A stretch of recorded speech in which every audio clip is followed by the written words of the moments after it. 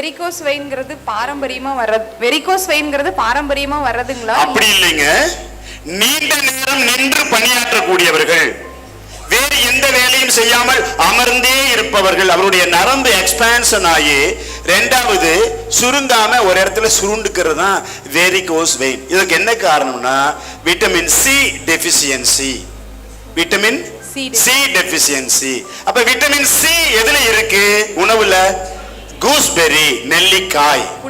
gooseberry, நெல்லிக்காய். If you take gooseberry juice for 10 days, automatically the nerve vein problem will go off. Varicose vein தைலத்தை அந்த சுருண்டு இருக்கிற இடத்துல நல்லா தேய்ச்சிக்கிட்டு அந்த கால்களை உதறி வீசி நடந்தோம்னா நரம்பு நட்டை எடுத்தா பட் பட்னு சவுண்ட் வருமாருங்க. நடக்கிற போதே அந்த மாதிரி சத்தம் வரும். சுருண்ட நரம்பு நேரம் ஆயிடும். சோ விட்டமின் சி டெஃபிஷியன்சி, நெல்லிக்காய் ஜூஸ் எடுத்துக்கணும். வீட்டிலேயே நீங்க தயாரிக்கலாம். வீட்டில் என்ன இருக்கோ அதை வச்சே பண்ண முடியும்.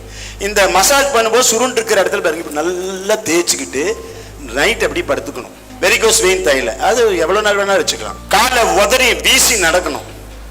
10வது நாள் இதெல்லாம் சுருண்டுதெல்லாம் நேரம் ஆயிடும். நெல்லிக்காய் ஜூஸும் எடுக்கணும்.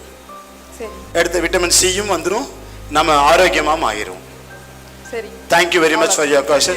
முகவரி ஸ்ரீ சத்யேந்தர் சித்தர் பீடம், சித்தர் மூலிகை ஆராய்ச்சி மையம், 567/2, ரெண்டி சுவாமிகள் சித்த மகா சமாதி, பெருமாள் சுவாமி மலை அடிவாரம், ஆனைமலை, பொள்ளாச்சி, கோவை.